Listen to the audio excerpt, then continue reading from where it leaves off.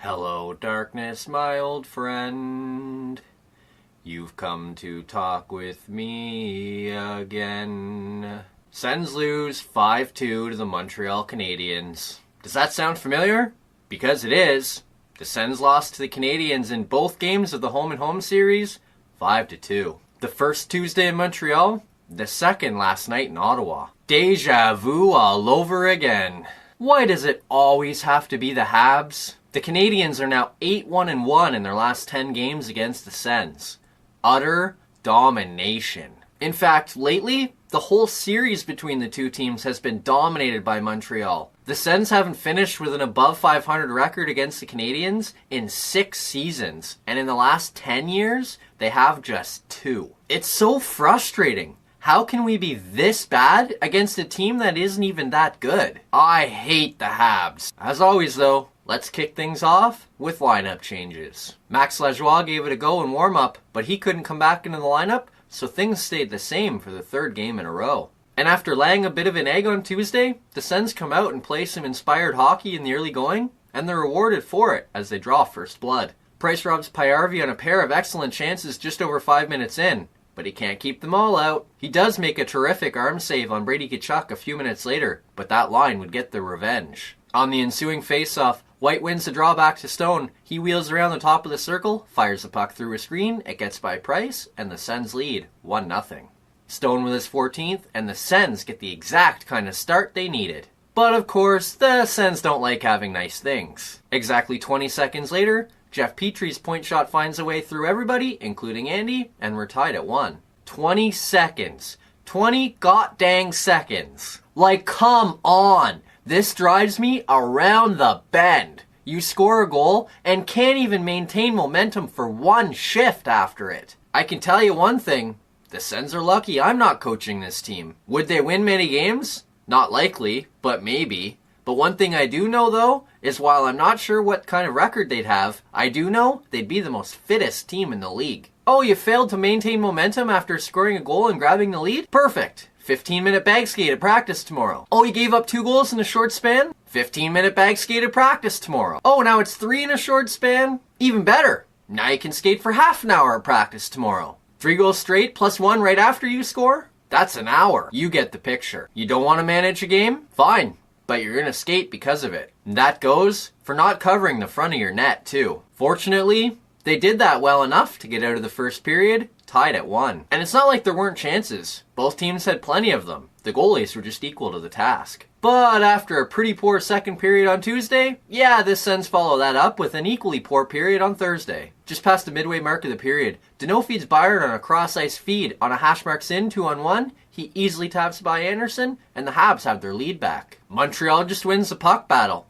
and Ottawa can never recover. Which is sad, considering Ottawa lost a puck battle where they had Dylan DeMello forcing Lehkonen and White and Pyatt in the area. How can you lose a puck battle when you have a 3-on-1 advantage? It's just not good enough. Even better than that, 4.5 minutes after Byron made it 2-1, Andrew Shaw makes it 3-1. Andy turns it over, Chabot can't clear, Kotkaniemi picks it up, he sleds it to Drouin, who sends a cross-ice feed to Shaw, and he taps it in the empty net. Laziness by Chabot, not being hard enough on his stick by DeMello, a turnover by Andy. It was just a calamity of errors, and it cost them again. Fortunately, things wouldn't get any worse, and by the end of the period, the Sens would cut into that deficit. Price makes a terrific stop on Dzingel, but White picks up the rebound, and with Price kind of out of position, White turns around, fires it, gets through everybody, including Price, and in the net, and now all of a sudden Ottawa trails just 3-2. That's a big-time goal, as the Sens grab momentum with a late period goal, and go into the third trailing by just 1. But after Price robs the Sens just over 2 minutes in, the Habs regain their 2-goal lead just over 3 minutes later. Brendan Gallagher tips a Thomas Tatar shot. The puck goes off the post. On its way back out, it hits the back of the leg of Andy, bounces back into the net, and the Habs lead 4-2. What a brutally unlucky goal.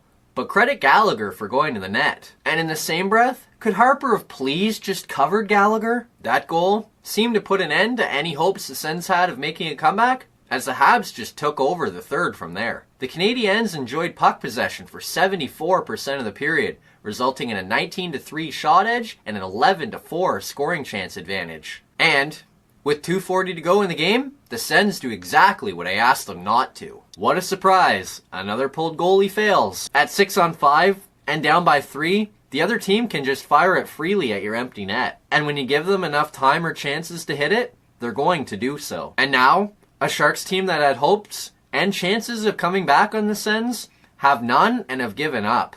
All that effort goes to waste. Any thoughts you have of coming back are done. All because you pulled your goalie with over 5 minutes left. Let this be a lesson to the Sens coaching staff. Do not, and I repeat, do not try that tactic. Exactly 8 seconds after Andy leaves for the bench, you guessed it, Byron hits the empty net, and the Habs lead 5-2. The NHL needs to outlaw pulling your goalie.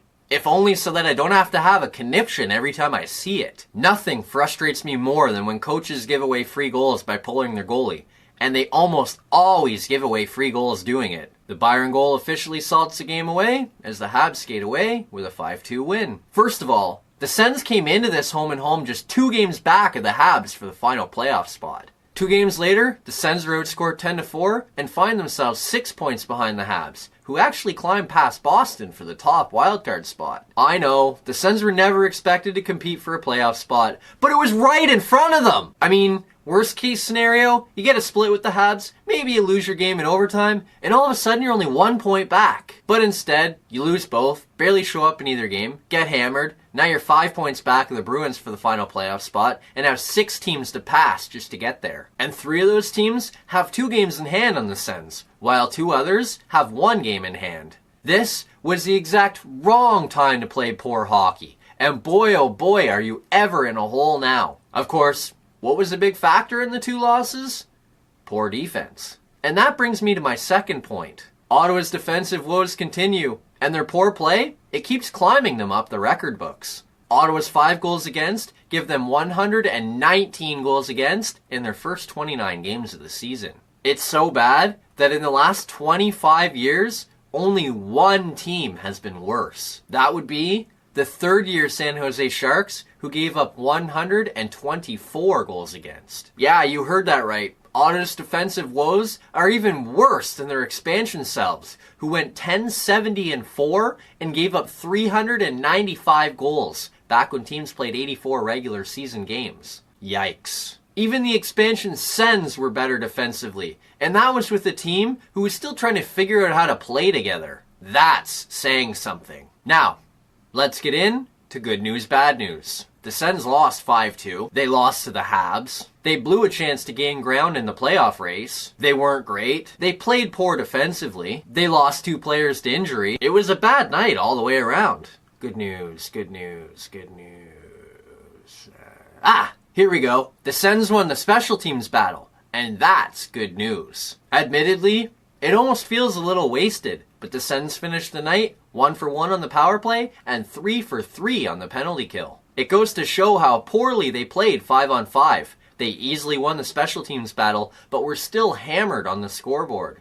Winning in special teams is key though. Most nights, if you play at least decently at 5-on-5 and can win the special teams battle, your chances of winning go up significantly. If the Sens can continue to get solid nights out of their power play and their penalty kill, they will be in many more games this season, and that is good news. Now, for the bad news. Remember when I said the Sens lost 2 players to injury? Well, Bobby Ryan left after injuring himself in a first period collision with Brett Kulak, and Matt Duchene left in the second period after injuring himself while chasing down a loose puck. After the game, Guy Boucher didn't have much of an update on either of them, but said both could be out long term. And that is bad news. The Matt Duchene effect? That's an obvious one. He was one of the hottest players in the NHL in the month of November, and he's the Sens' top-line center. Losing Duchene is a massive loss for the Sens, who really don't have the center depth to be able to handle that kind of loss. Add in the loss of Bobby Ryan, and the Sens are short 2 key top 9 forwards. When you look at Ottawa's lineup coming into the game against the Habs,